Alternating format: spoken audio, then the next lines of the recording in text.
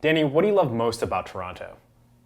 Wow, great question. The food is amazing. Everyone seems to dress really well. Welcome to Dethroning the Warriors, a multi-part series where we talk about the big question looming over this year's NBA playoffs. Who can take down the reigning champion Golden State Warriors? That's Danny Chau. It's Justin Verrier. We're going to talk today about the Toronto Raptors, Danny Chau's favorite NBA team. Yes, man's baby. He's home away from home. First, we're going to start off with how this team was built. This one is pretty easy. The short answer is just big ol' cojones. Masai Ujiri took a team that won 59 games last year. He traded away an all-star starter. RIP DeMar DeRozan, also gone. Dwayne Casey, Coach of the Year last year. He got that award when he had already signed on to be with the Detroit Pistons. They pretty much shuffled everything on the fly, brought in Kawhi Leonard, who at that point had only played about 9 games the season before, so you don't really know what you're gonna get there, but he is obviously a talent upgrade, and they hired an unproven coach in Nick Nurse, a guy who'd spent a lot of time in the G League overseas, and then was on Dwayne Casey's bench last year. More of an innovator as opposed to Casey, who's more kind of like, you know, the guy that sets the tone, more traditional. Nurse was kind of the guy who added a lot of the elements last year that made everyone like, oh my God, the Raptors are new. They're shooting threes now. They're passing the ball. But the long answer is really shrewd decision making on the part of Ujiri and some of the front office executives there. 4 homegrown guys that could potentially be in the playoff rotation. That include Norm Powell. We'll see if he actually makes it. They pretty much turned DeLon Wright and Jonas Valanciunas, guys they drafted, into Marcus Gasol at the deadline, and that's kind of what you're hoping for, that you build this talent base and you flip them into guys who could maybe take you over the top, guys who are higher level elite players. Danny Green, another guy, basically a throw-in into that Kawhi Leonard trade. It's remarkable. He is basically everything that the Raptors have ever really needed out of their wing position, to get a 3-and-D wing who is both a phenomenal positional defender, but also a guy who could shoot off movement. But all the big changes kind of start with Kawhi Leonard. So Danny, take us through how the team has been different with Kawhi in that first chair. Right, just the ultimate context you could possibly give this is they went from DeMar DeRozan, who was a very talented pick and roll initiator in the ball handling role, who was just allergic to shooting threes, to a player who is basically efficient at every single facet of the offensive side of the floor. Basically, if you looked at the synergy numbers, he is at least in the 80th percentile among all qualifying NBA players, scoring out of transition, isolation, the ball handle in the pick and roll, off cuts, spot ups, screens, and handoffs. It's a lot of things. The dude is incredible. And the thing is, he can't even jump anymore. It's weird, he's just athletic enough. Yeah. Like, the first comparison that I really came up with, he kind of looks like old Kobe. Yeah, a little bit. In that, like, he clearly doesn't really have the lift anymore, but he's so much smarter and so much stronger than everyone else. He just gets wherever he wants to get. I love watching him interact with some of his new teammates too, because you can definitely see the way he plays start to affect a Pascal Siakam, Kyle Lowry. Right, like when you look at DeRozan, his main modes of scoring were he had to have the ball in his hands in the pick and roll. You put him in isolations, but with Kawhi being able to diversify basically a scoring portfolio, it's empowered Kyle Lowry to put up the biggest assist numbers in his career. It's allowed a guy like Pascal Siakam, who is a 6'9", 230, probably the fastest big man in the league, to become basically a point forward, point center type for them. But the problem is, as we've seen this season in their 2 games against the Warriors, we don't really know what this team is against the Warriors. Right, so we're looking at these 2 games that they've played this season. The downside of looking at these 2 games is that they were both played before the new year. Right. So the first game was played on November 29th. It was arguably the Raptors' most important nationally televised win, like ever. It was a 131-128 win at home. Unfortunately, no Steph Curry in that game, so Kevin Durant was basically the entire game. That was a game in which it was basically KD, who had 51, versus Kawhi and Pascal Siakam. Pascal and Siakam and Kawhi combined for 63 points. It was a national coming out party for Siakam, who is now basically like funneled himself into All-NBA consideration. And the next game, December 12th, it was a blowout. It was a blowout at Oracle. The Warriors looked shell-shocked. There was no Kawhi Leonard in that game either. And it was mainly Steph Curry getting bullied off the ball. Like they had Fred VanVleet start the game alongside Kyle Lowry, so a 2-point guard setup, and they just had Fred VanVleet chase him around all over the floor. He's this big guy, just kind of tagged him all over the floor. Couldn't get into a rhythm. Watching VanVleet like follow guys, it's almost like a bbowling ball. Yeah. He's just one size all the way around. It's just like he's just rolling around, just tracking these guys. With a homing device on. Right. I mean, the weird thing about these two games is that, look, we were watching guys like DeLon Wright and Jonas play. These guys are no longer on the team. On the other side, the Warriors, we didn't get to see Boogie play in any of these games. We didn't get to see Marc Gasol play in any of these games. So neither game really reflects who these teams are now. And that's going to be a big thing because I do think there are some concerns defensively with Marc Gasol, and we'll get to that a little bit later. But let's flip to some of those guys you were mentioning there because the depth really isn't there anymore, and that's for me the biggest Achilles heel of this team.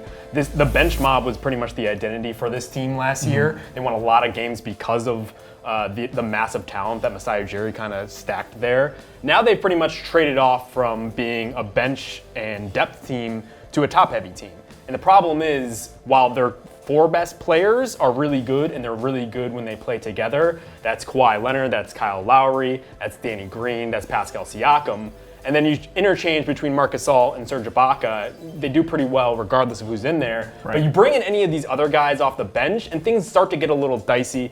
It's funny looking at the numbers of some of the ratings of some of these lineups when you have a lot of those guys in there, those 4 good players that they kind of rely on. Everything's great, but when you start to get down to 2, all the numbers start to dip a little bit. Right. So that's why I'm concerned a bit. You have guys, Serge is fine, and I think you'll see him maybe even start in certain matchups, maybe even against the Boston Celtics if they do get aligned with them. Absolutely.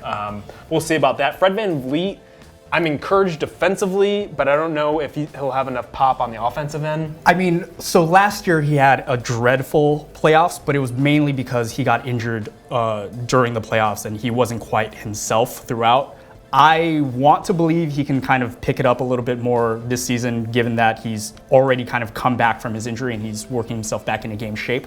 But you're looking at him and you're looking at basically the disadvantage of any guy who's 5'10", who has to, play in these kind of restricted rotations where you're only really going 7-8 deep for most teams. Right. And you're going to be switched on to most likely some of these giant, incredible shooters. Right. And that's where OG Anunoby is. I think the struggles he's had this season are going to come into big play there. He's a big theoretical. Yeah, I mean, defensively, it's still there, but the offensive end is cratered after his good rookie season. And that's the problem with playing a team like the Warriors. If you don't have that two-way value, they're going to find ways to expose you, and it's just going to snowball from there. Norm Powell, we talked about him a little bit earlier. I'm not sure what he is. He's kind of a dice roll sort of guy. I mean, the weird thing is he's a 6'4" small forward.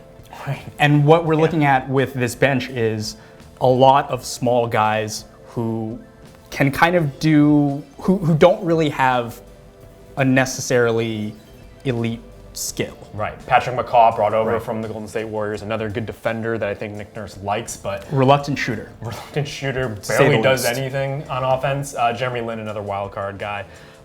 So we'll see. The other big factor there is just Nick Nurse freelancing with a lot of his rotations. I like the free spirit approach there because it seems like he's not stringent about how he goes about things. He'll probably ride a hot hand, and maybe that actually is advantageous in the playoffs. Maybe if your opponent doesn't know exactly what you're going to do, that creates an advantage. But at the same time, at this point in the season, I would like some things to be a little bit more settled. Right. And I'm not sure if they're there yet. Here's one thing that we haven't quite seen from the Raptors yet. And it's a lineup that I've been toying around with in my mind, calling it the T800 lineup. Okay. It's a Terminator lineup, basically. You have OG, Kawhi, and Siakam up front. 3 guys who are basically the same size, the same amount of strength, and the same amount of athleticism. Switching, and then you have Danny Green and whoever the hell. Personally, I would love to see McCaw in that lineup, and you would have 5 basically lockdown defenders with length and athleticism all across the floor. And I would love to see Nick Nurse pursue that a little bit more.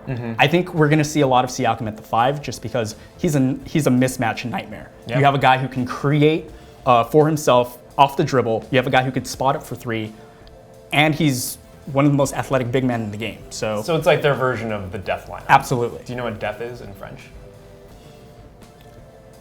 I don't. So I was hoping you did. The other thing there is I do wonder how much they're going to be able to use Marc Gasol and mix and match there. All the numbers seem to suggest that he has had like an appreciable value on this team, or like a positive effect most of all. Defensively, the numbers slip a little bit with that starting group. But not as much as you would expect. No. But there's a big difference between when he is there at center and when Serge is playing with those starters. Right. But the offense is much better with Gasol, and that's the trade-off you're kind of going there. Yeah, with Gasol, I mean, the big worry there is just he's big, he's slow, he's old. Yeah. And those are big worries. Right. And so when you look at the numbers, he actually has the highest net rating among all rotation players on the Raptors. It's the Raptors outscore their opponents by 14.4 points per 100 possessions when he's on the floor. And when he is partnered up with a lot of these bench mob guys, their defense is amazing, just because it's so important to have a guy who can quarterback the defense on these second units that aren't necessarily as talented as, you know, the starting lineups. And that's kind of where his utility is. I think there's still a place for him through the playoffs and possibly even in this Warriors series. I just don't think crunch time you're going to be able to play him. Right. Going from Gasol, there's obviously a big parallel to Kawhi's old team. 2 years ago, it seemed like the Kawhi Leonard Spurs team was the biggest challengers to the Golden State Warriors. Kawhi gets hurt in that game 1. We never really got to see what that team could really do against them. The guy playing a lot of the minutes at center there, Pau Gasol, Marc's brother. And so, Danny, take us through the parallels you're seeing between this Raptors team and Kawhi's old team. Yeah, I think, as you note, I think this team can kind of serve as a sort of closure for one of the biggest what-ifs of the past 10 years. What if Kawhi stayed healthy? The Spurs were up by 26 in that game. And they completely gave it up once he left. But we're looking at a Raptors team that also starts Danny Green, also starts Kawhi, and will also start a Gasol brother. And I think they can kind of play a similar way. How Nick Nurse has used Marc Gasol on defense, they've done a lot more. He's been showing a lot more on pick and rolls. He's been stepping up a little bit more than we're accustomed to from the Memphis days. And in Game 1 of the 2017 series, before Kawhi went down, the Spurs kind of tried to make a mess out of everything with the Warriors. And I think that's the only strategy you can really use. You want them to, commit turnovers. You want them to be a little sloppy. And that involves doubling on pick and rolls. That involves having your big man just step out and jut into, Steph Curry's, driving lane or whatever. And I think given the amount of individual defenders on the Raptors that are very, very good, you can kind of do that and expect a lot of these guys to recover and, play just solid team defense without giving too much up. Especially with the Warriors, how they're constructed now, there aren't that many great shooters on the floor at the same time. So you can always kind of cheat off a guy like Draymond. You can cheat off a guy like Iguodala, Sean Livingston, even Jonas Jerebko. That's the defensive side of the ball. Danny, take us through what the sort of effect Marc Gasol has on the offensive side for this team. Right. So the offensive side of the ball is basically where we start seeing the Spurs parallels even more. When we think of the Spurs in their heyday, 2014, the ball was just pinging all around the floor. And when the ball moves that quickly, the defense is scrambling. And that's the best way to get around the Warriors' defense. Yeah. And when they brought on Gasol, I think this is exactly what they wanted to happen. Right. So since February 9th, which was Gasol's first game, once Gasol entered the rotation, they became 3rd in the NBA in assist rate. Wow. This is a huge change from what they're capable of doing, because Gasol, even though he's big, slow, and old, he's very, very versatile. He's a league average three-point shooter. Has no qualms taking it from deep, and that kind of opens up a lot. And so this play that we're going to be watching here, it starts off as a Lowry-Leonard pick and roll, and it starts so freaking far up the court. It's basically a half court. Yeah. Kawhi has maybe 2 feet from his feet touching the half court line. Kyle Lowry setting the pick just outside the logo. There's just so much space that the defense has to navigate here. And once, Dragic and James Johnson double Kawhi, the ball's dumped off to Lowry, and Lowry just has free reign. And it's not even a second where all three of these guys touch the ball by the time it gets to Siakam. Right. On the three. And Siakam has become such a confident three-point shooter post All-Star break. I think he's averaging 4 attempts per game, which is huge for a guy who could possibly play center for them. Right. Gasol's effect on the offense is pretty evident. And that's actually a good point to perhaps pivot to some of our worries about this team. We talk about our Warriors scale here, basically.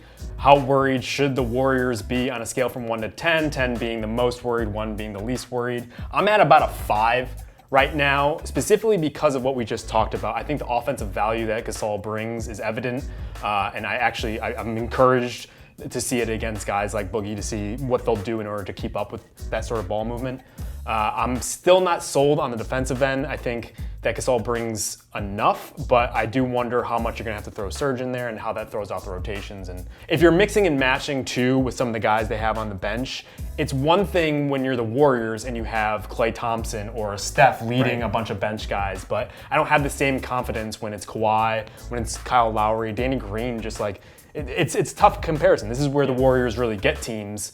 It's just they have an amazing player on the court all the time. It's just impossible to match. So where are you in terms of just worrying? I think I'm at a 6.5.